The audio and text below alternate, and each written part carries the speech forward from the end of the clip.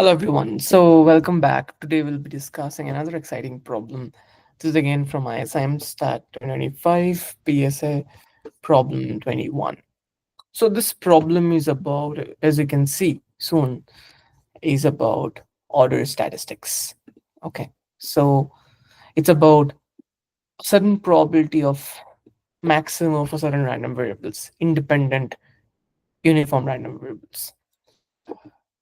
So let's reiterate the problem. So let's understand. So we are given x1, x2, dot xn, n independent uniform 0, 1 random variables, and you are given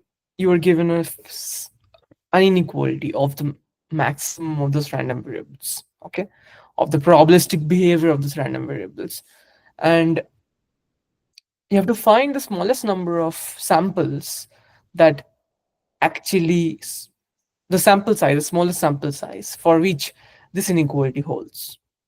Okay, or smallest, you can call it sample size, smallest sample size for which this inequality holds.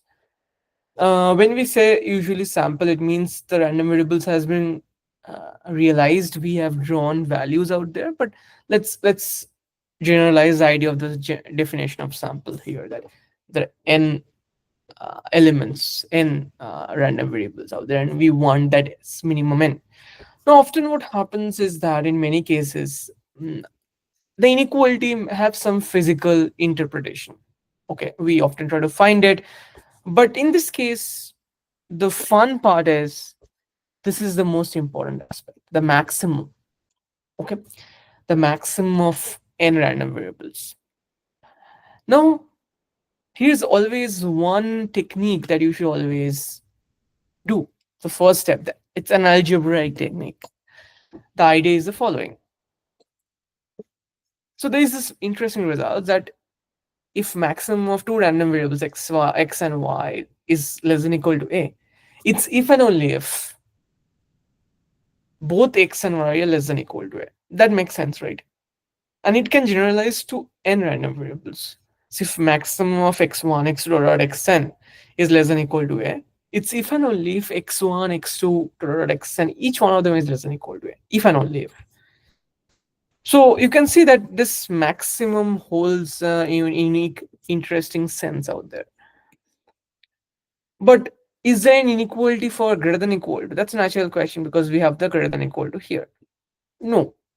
So the basic idea is that the basic first step you should think of is, can I somehow, okay, can I somehow change the inequality from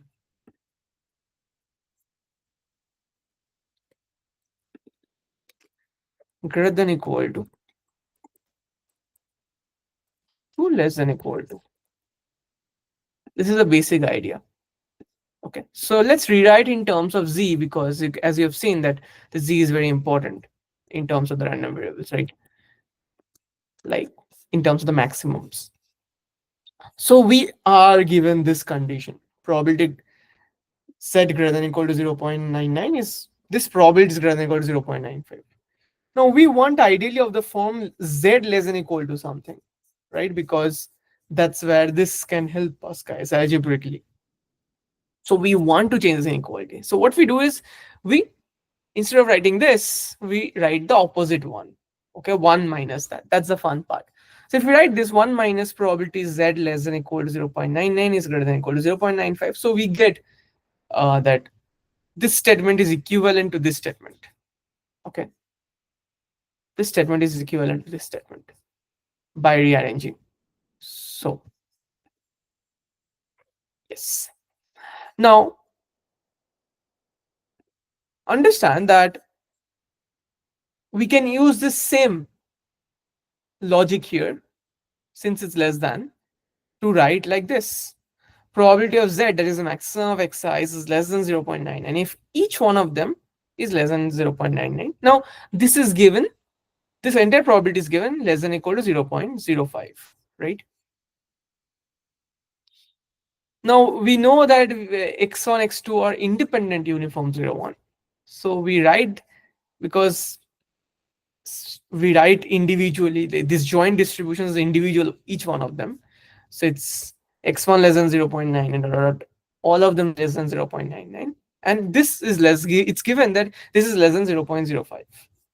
And now since all the xi's are IID, they will be the same as just what the value for x1 less than 0.99 is. So this n's product will be nothing but the power of x1 less than 0.99.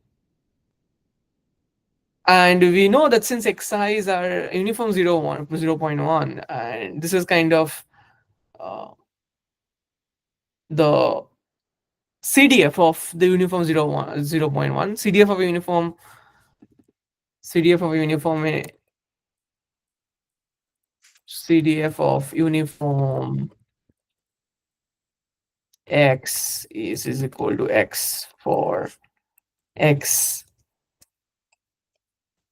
not equal to, for x um, between 0 and 1 and 0 otherwise.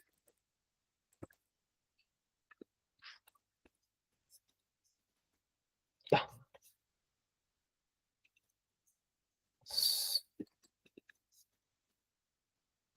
I have to make sure the math is happening here.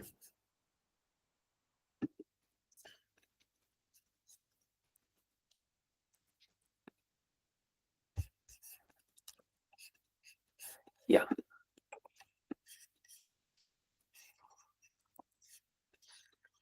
So and 0 otherwise. Okay. So this is important to understand. Uh, yeah, it's getting messy. So let's continue. So we get 0.9 whole to the power n is less than equal to 0.05, right? And that therefore it's understandable that understand 0.9 whole to the power n, this goes to 0 as n goes to infinity. Okay. So after a certain point, it will naturally be less than 0.05, right? So this tells you that there will be such a minimum n. How do we do it? We take the log of it. Since log is a monotone function, if you take the log of it, it will be n log of 0.99 less than equal to log of 0.05. But log of 0, now you want to take log of 0.99 to the other side, to this side, but it's negative, so the inequality reverses here. So we get this, right? So n must be greater than equal to this, and hence it will be the next integer after 0, this quantity. So we get this value, this upper ceiling, the ceiling of it. That means it's the next integer after this. So this is all about the problem, and this is a beautiful problem, and I hope you enjoyed it. I will see in the next video. I would like you to think about what will be the largest n instead of smallest n for this is a minimum. Okay. Now this similar has a minimum greater than equal to a if and only if x and y greater than equal to a. So you can use that idea to do this. Probably the inequalities needs to be reversed, but yeah, that will be fun too. So it will be just something just similar like that. So I hope you enjoy this program. We'll see you in the next video. Stay tuned. Bye bye.